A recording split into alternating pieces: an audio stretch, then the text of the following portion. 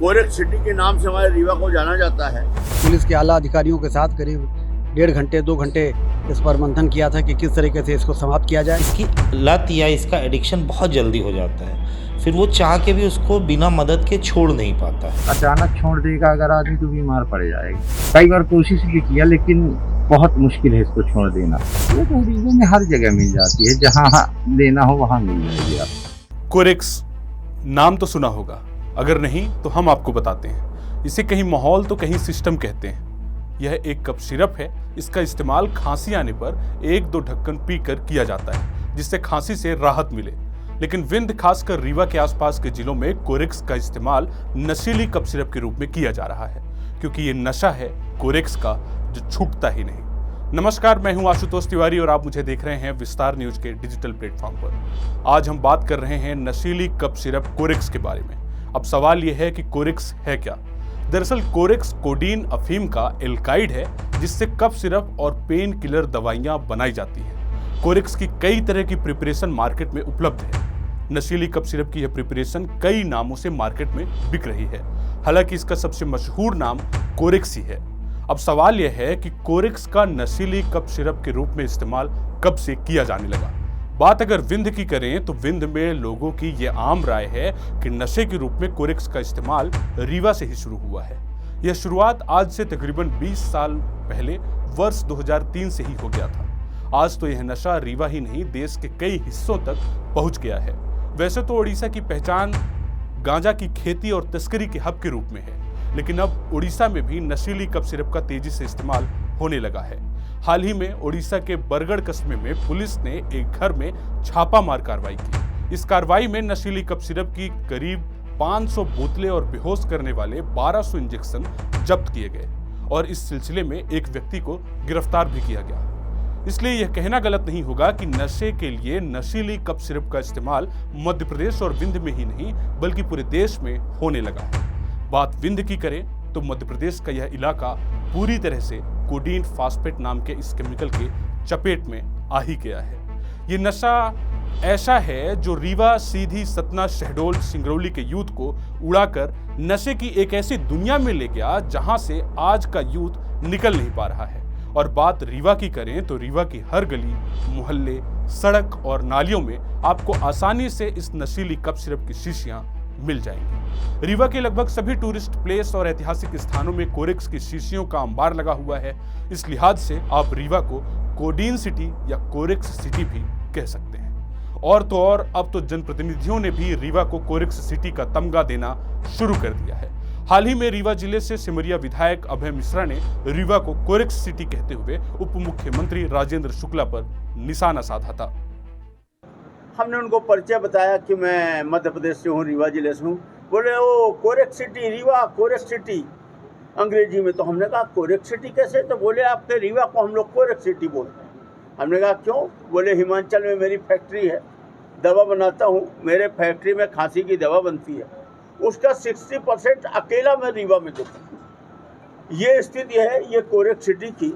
एक सवाल यह भी है कि क्या जनप्रतिनिधि और पुलिस ने कभी प्रयास नहीं किया कि कोरेक्स को लेकर पर्याप्त कार्रवाई की जाए? तो जवाब यह है कि कार्रवाई की गई है। रीवा में कितने एसपी आए, कितने एसपी गए, सभी ने रीवा को कोरेक्स मुक्त करने की बात कही, लेकिन रीवा कोरेक्स मुक्त तो नहीं बन पाया, लेकिन कोरेक्स युक्त होता रहा। रही बात जनप्रतिनिधियों की, तो खुद उप मुख्यमंत्री राजेंद्र शुक्ल भी कार्रवाई को लेकर अधिकारियों को समझाइश दे चुके हैं।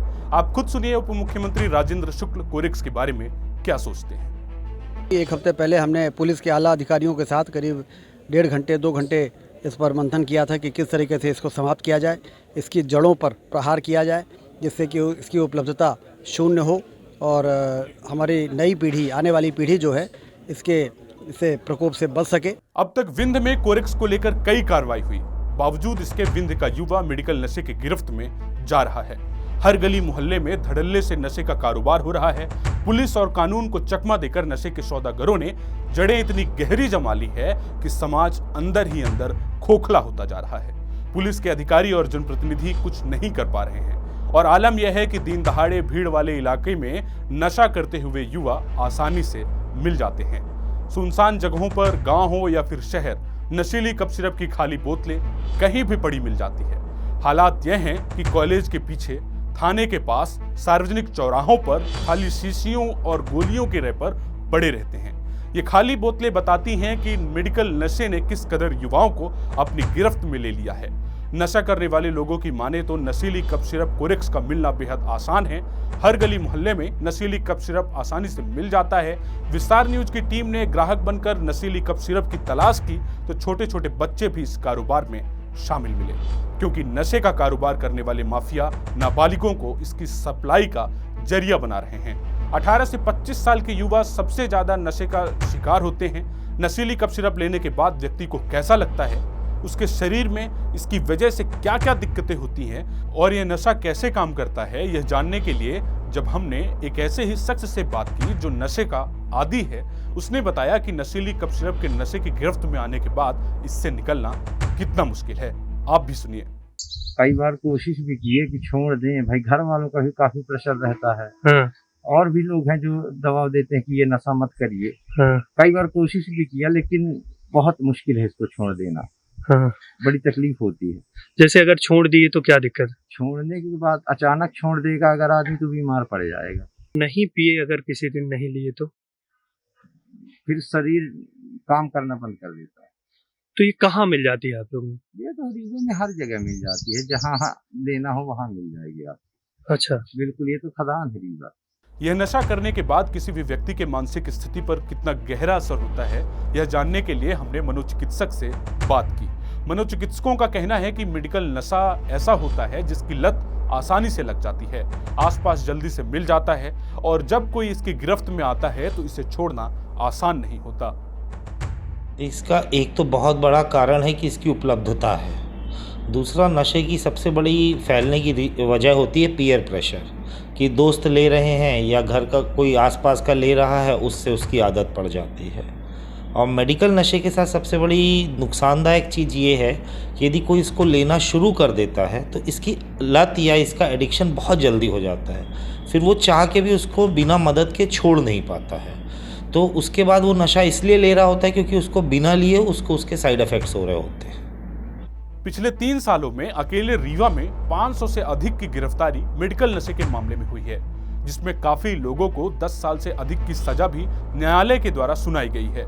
लेकिन इससे नशीली कफ सिरप का नशा करने वालों पर कोई फर्क नहीं पड़ता।